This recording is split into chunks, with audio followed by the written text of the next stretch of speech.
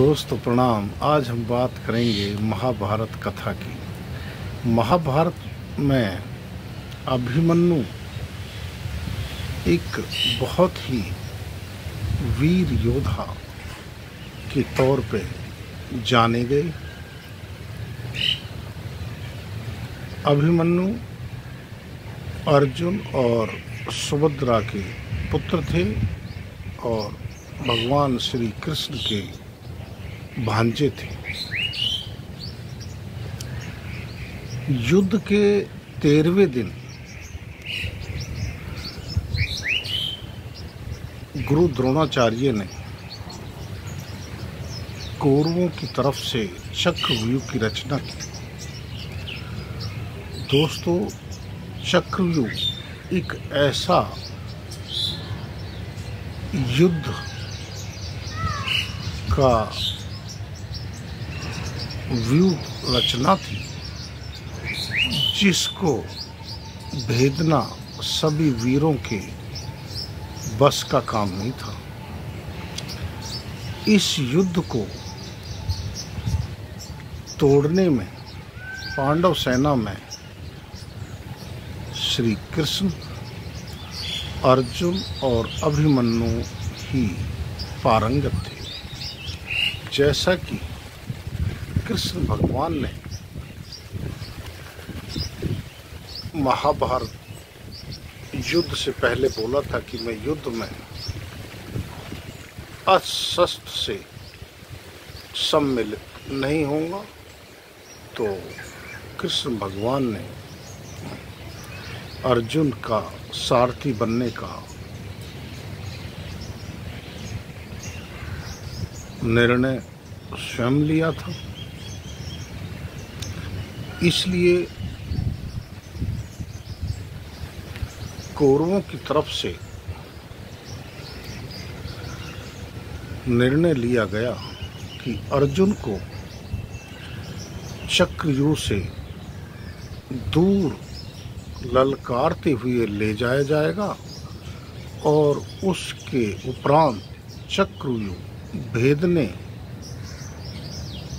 में किसी का सामर्थ्य नहीं होगा।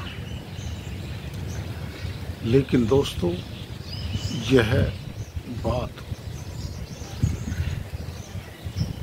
कौरवों को मालूम न थी कि अभिमन्यु भी चक्रव्यूह भेदन जानता है। जब अभिमन्यु सुभद्रा के अपनी माता सुभद्रा के गर्भ में थे, तो उस समय अर्जुन ने सुभद्रा को चक्रव्यूह में घुसने की विधि का वृतांत सुनाया था। जब अर्जुन सुभद्रा को चक्रव्यूह में भेदन का वृतांत सुनाया रहे थे, तो घुसने तक, चक्रव्यूह में घुसने तक का वृतांत तो सुभद्रा ने सुना। उसके बाद सुभद्रा की निंदा आ गई और अभिमन्यु की माता सुभद्रा चक्रव्यूह को तोड़ने का भेदन न सुन पाई, जिसका कारण रहा अभिमन्यु चक्रव्यूह से निकल न पाए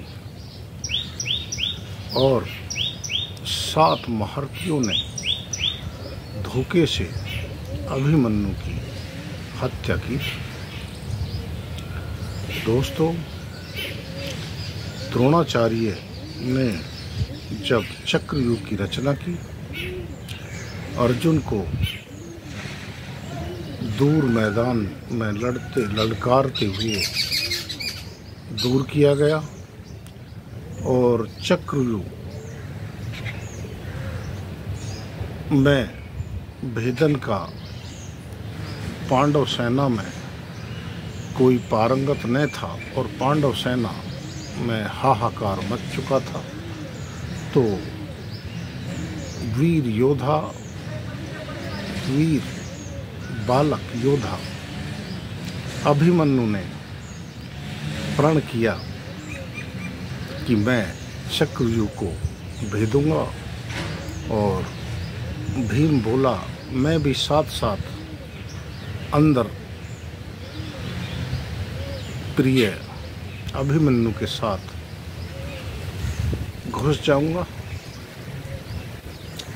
अभिमन्यु ने चक्रव्यूह बड़ी वीरता से लड़ते हुए कुशलता के साथ चक्रव्यूह को भेद दिया।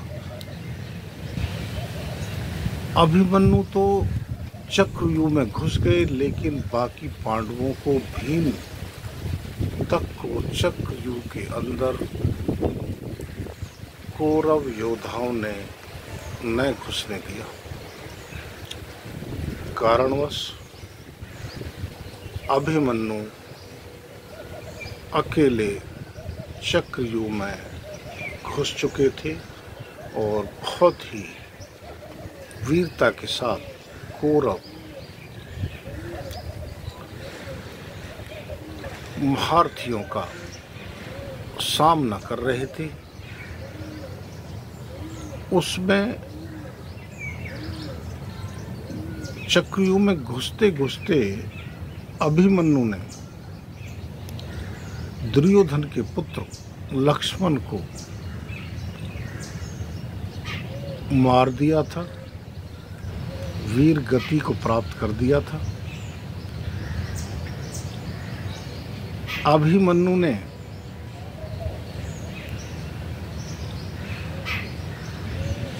लक्ष्मण के ऊपर गदा को फेंक के ऐसा वार किया था कि वहीं पे दुर्योधन के पुत्र लक्ष्मण के प्राण पखेरु उड़ गए थे।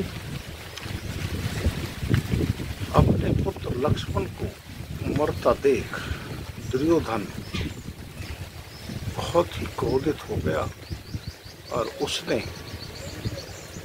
अभिमन्यु को मारने के लिए कौरव महारथियों को ललकारा, और इस प्रकार 7 योद्धा अकेले वीर बालक अभिमन्यु से युद्ध में भिड़ गए। अभिमन्यु बहुत ही वीरता के साथ सारे योद्धाओं से लड़ रहे थे। अभिमन्यु के रथ के सारे घोड़ाओं को, अश्वों को मार दिया गया था। अभिमन्यु रथ विहीन हो गए थे। उनके हाथ में एक तलवार और रथ का पहिया ढाल स्वरूप था। जब उनके हाथ से तलवार भी टूट के गिर गई तो अकेले रथ के पहिया से उस बालक ने सभी महारथियों के छक्के छुड़ा दिए थे। पीछे से धोखे से, युद्ध की नीति तो ये कहती है कि निहत्थे पे वार नहीं करना चाहिए। उनको या तो योद्धा को हथियार दो या फिर युद्ध को बंद करो, वार नहीं कर सकते निहत्थे योद्धा पे। ऐसे उस समय की युद्ध नीति थी, लेकिन वहाँ पे सारी नीतियों को, युद्ध नीतियों को ताक पे रख दिया गया था और एक योद्धा से 7 महारथी लड़ रहे थे, वो भी निहत्थे से। और लड़ते लड़ते वीर अभिमन्यु के पीछे से जयद्रथ ने अभिमन्यु पे तलवार से वार किया। अभिमन्यु का खूनों की फुहार निकली और अभिमन्यु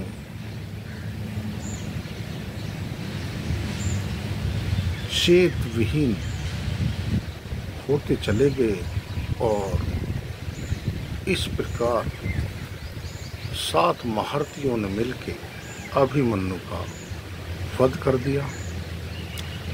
दोस्तों, जब श्री कृष्ण और अर्जुन को यह पता चला कि अर्जुन के वीर पुत्र अभिमन्यु को 7 महारथियों ने धोखे से मिलकर मारा है, तो अर्जुन अपने को प्रतिज्ञा से रोक ना पाए और अर्जुन ने प्रतिज्ञा ली कि कल सूर्यास्त से पहले मैं जयद्रथ को मार दूंगा, अन्यथा मैं स्वयं को चिता में समर्पित कर दूंगा। दोस्तों, इस प्रकार वीर योद्धा, सबसे कम आयु के योद्धा जो महाभारत में लड़े थे, अभिमन्यु का 7 महारथियों ने धोखे से मिलकर वध किया और यह वध महाभारत में अनीति युद्ध की अनीति का पर्याय बना और आगे चल के इस अनीति युद्ध के कारण कौरवों के बड़े बड़े महारथियों का उसी प्रकार से अंत हुआ। दोस्तों, चैनल को सब्सक्राइब, लाइक और शेयर करें और अगली वीडियो का इंतज़ार करें। जय श्री कृष्ण।